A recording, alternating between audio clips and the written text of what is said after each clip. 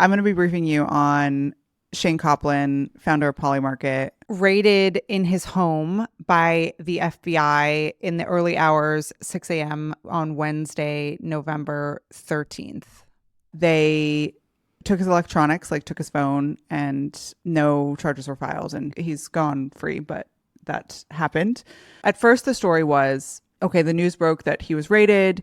They took his electronics. Everyone's freaking out. He sends this very edgelordy tweet that says, new phone, who's this? Which is well done for Shayne. And everyone loved it. Not being shy about that it happened. And immediately kind of the discourse around this story is that Polymarket called the election correctly last week. And this is political retribution for that, for being somehow in bed with the Trump campaign or for somehow manipulating the results or whatever. So that was kind of the discourse that started swimming around. Then there were a couple of people that were like, I don't know that a judge would sign off on a raid for calling the election correctly. Like that doesn't really make sense to people who are really familiar with the justice system, where they're like, I don't know, that doesn't seem like enough really. And there's not really anything there. And today there's more news that has come out, which is basically that in 2022, there was a settlement with the CFTC, the Commodity Futures Trading Commission, that was basically like Polymarket was operating in the US. They weren't registered and they can't do that. You can't run a betting company operation in the US without a certain number of registrations and complying with the regulations and the laws. And so the CFTC was like, you got to stop doing that. In 2022, they settled. They paid a 1.4 million fine, and they were like, we are not going to offer our services to US customers anymore.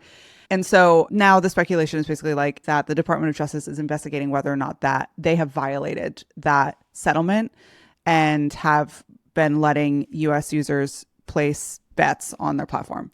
And so that's kind of how things have shifted today, where people are like, actually, I think this is actually what they're looking at. I don't know that it's exactly political retribution, but certainly the story on crypto Twitter are all saying that Polymarket is just being scapegoated. And I don't know that that's exactly like good faith reasoning. Yeah.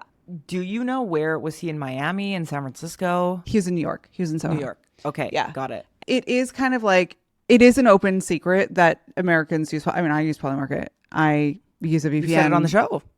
I said I will say it openly and loud. Maybe I shouldn't. Maybe they're going to come raiding me next. Yeah.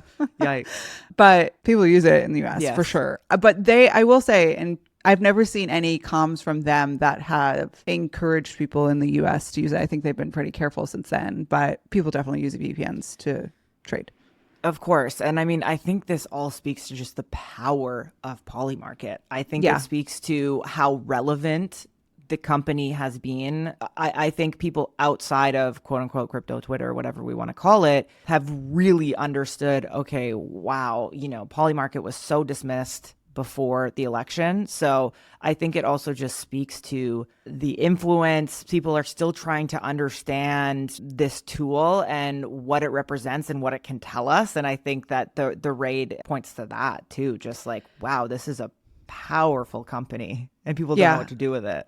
I agree. I think it will be interesting to see where they go from here. I think the presidential election market was by far and away their most popular and biggest market on the site. And again, made headline news all over the place. Totally, constantly, every day. Mm-hmm. And I do kind of wonder where they go from here. I mean, certainly sports is right there, but I don't know that that is enough because there's a lot of other competitors in the sports category, certainly, that are people are used to betting on DraftKings, whatever it is.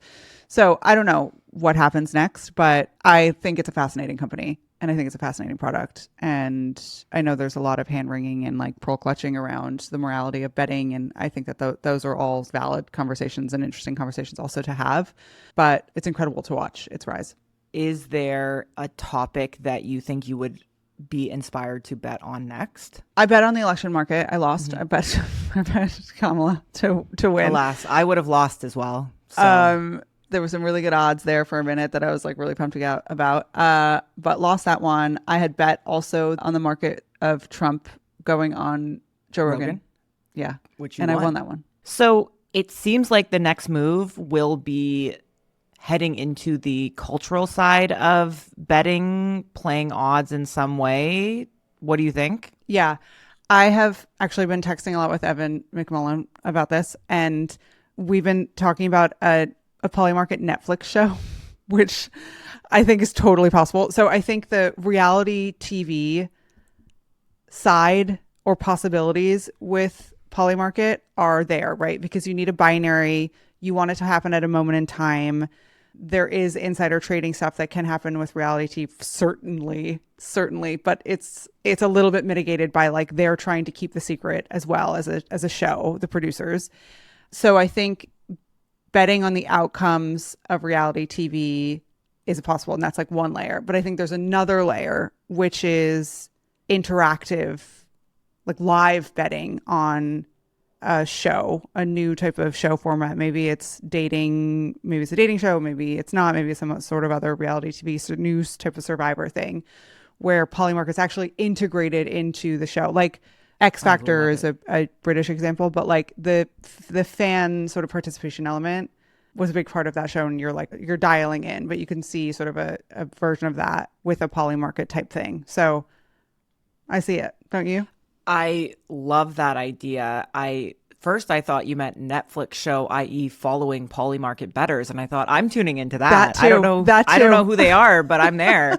I also think of streaming, like integrating into Twitch or a crypto native streaming app, which I think we're still waiting for. I've seen some deals come across my desk around crypto integrated streaming apps, but I think that's a big idea. And betting on streamers playing video games, what they'll do. Obviously, there's so many issues around that when it comes to, there's issues everywhere we look, like issues here, issues there, issues everywhere. You're right. But I think live streaming is a huge opportunity for betting as well, which is just another version of, live streaming on Netflix. Yeah. Be interesting to see where they take it. Super, super interesting.